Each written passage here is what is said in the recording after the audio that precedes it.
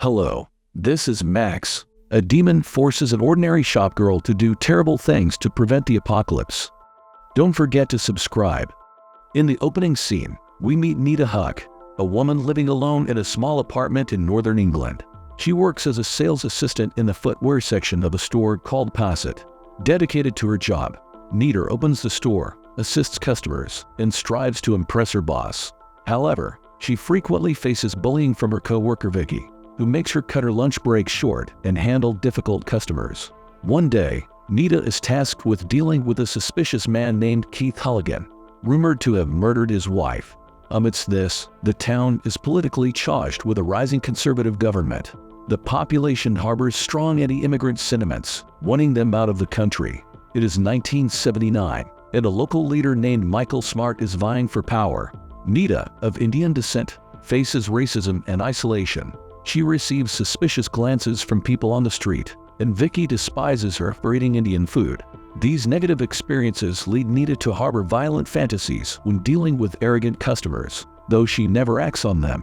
One day at work, the manager, seemingly influenced by Vicky, instructs Nita to eat her Indian lunch in the basement to avoid any potential odors. Nita, complying innocently, heads to the basement during her break. There, she discovers a collection of old newspaper clippings about various tragic events. Among them, she finds a peculiar stone engraved with a symbol. As she picks up the stone, she accidentally cuts her finger, leaving a smear of blood on it. Despite this, she discreetly hides the stone in her pocket before leaving the basement. Later, at home, Nita examines the stone she found. To her shock, she hears a voice emanating from it. The voice introduces itself as a demon named Gap and explains that the stone is a powerful talisman. The demon reveals that by inadvertently marking the talisman with her blood, Nita is now bound to a grim duty to perform 3 human sacrifices or risk bringing about the end of the world. Although Nita is skeptical, her disbelief is shattered when the demon manifests in a terrifying physical form, terrifying her to her core. When Nita continues to scream, Gab morphs into her favorite singer from the band Boney M. In disbelief, Nita watches as Gab insists they must carry out 1 sacrifice per day to avert the impending apocalypse. Overwhelmed and unsure, Nita initially dismisses the situation as a hallucination and attempts to ignore the demon's demands. However, Gab dispels her doubts by snapping his fingers and revealing a vision of a world in ruins. Driven by fear, Nita rushes into the dark night and encounters a 39-year-old man named Tim Simons, who is walking his dog under a bridge.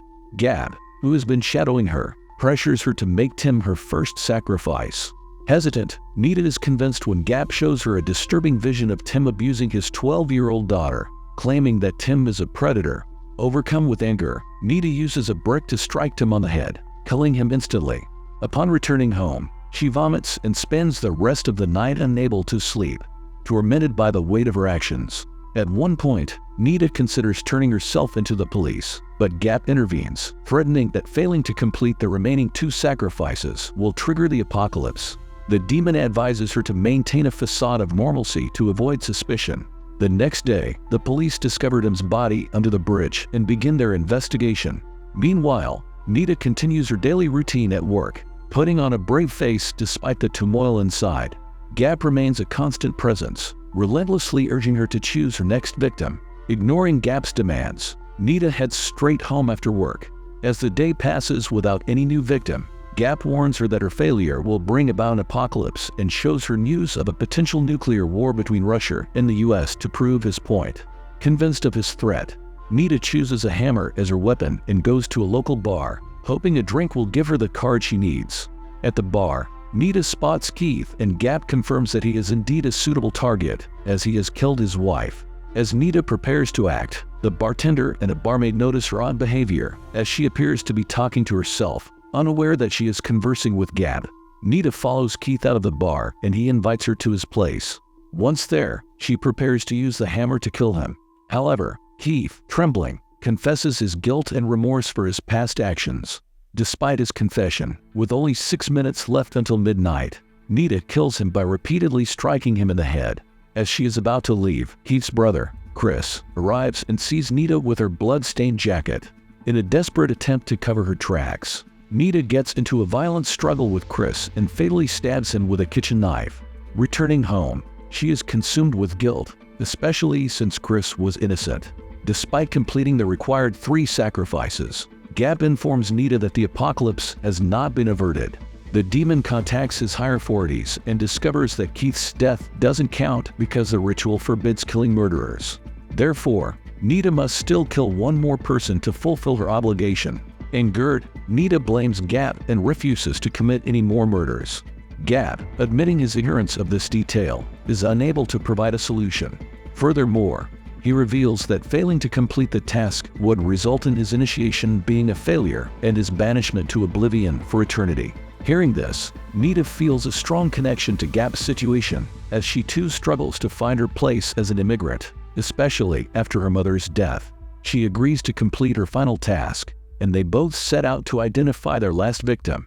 The next day at work, Nita and Gap plan to target Vicky, who has been consistently abusive towards her. Just then, Tim's grieving wife and daughter come into the store to buy funeral shoes. While helping them, Nita is deeply moved by the little girl, but Gap reassures her that their actions will spare Tim's daughter from a life of suffering. Later, as Gap pressures Nita to choose between killing Vicky or her boss, Michael Smart, a local political leader, arrives. The boss praises Vicky as his top employee and asks her to attend to Michael. During their conversation, Nita discovers that Michael is a racist who despises immigrants and vows to expel them all from the country if he gains power. Furious, Nita decides to change her target to Michael, demanding Gap show her his future. She sees Michael's potential to incite global destruction by declaring war. Despite Gap's pleas that his superiors won't approve of Michael as a sacrifice, Nita is resolute. She exits the store, taking with her a red leather jacket she had long desired. Meanwhile, a team of police officers, led by Len Fisher, is investigating the initial murder. As the investigation into the first murder progresses, the police discover the bodies of Keith and Chris. Their inquiry leads them to the local bar where Keith was seen the previous night. The bartender reports having observed an Indian girl, Nita, acting strangely. The barmaid adds that Nita drank 2 glasses of alcohol alone and was muttering to herself. Later that evening, Detective Len Fisher visits Nita's apartment to question her. He inquires about her encounter with Keith and whether she saw him at the bar the previous night. Nita cleverly denies knowing Keith when questioned by Detective Len, successfully convincing him to leave. She then returns to Gap and finalizes their plan to murder Michael. A few hours before midnight, Nita and Gap head to the town hall where Michael is speaking. They wait outside for his departure. Meanwhile, Len, still suspicious of Nita, follows her to the town hall. As Michael exits and drives away, Nita begins to tail him. While following Michael's car, she notices Len in a rearview mirror but manages to evade him by speeding through a closing railway crossing. Nita's car chase ends with a dramatic crash when she hits Michael's car, causing it to skid off the road and collide with a tree. Though injured, Michael survives. Nita grabs her hammer and approaches Michael to finish him off, but just as she is about to strike, Detective Len arrives and stops her. Nita is handcuffed and taken into custody. At the police station, she confesses to everything, including the existence of the demon Gap and the dire consequences she was warned about if she failed to complete the sacrifices. Nita's confession about the demon Gap and the nuclear threat only adds to her image of instability.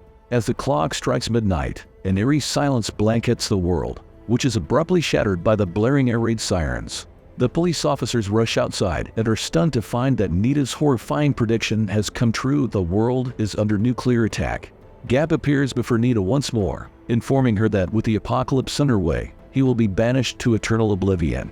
He offers Nita the chance to join him in this fate. After some contemplation, she agrees. In the final scene, Gap and Nita exchange a somber glance as they walk away together, leaving the burning world behind them. If you are interested in such films, please proceed to the next video on the screen and also share your thoughts about this film in the comments. Give us a like and subscribe. Goodbye.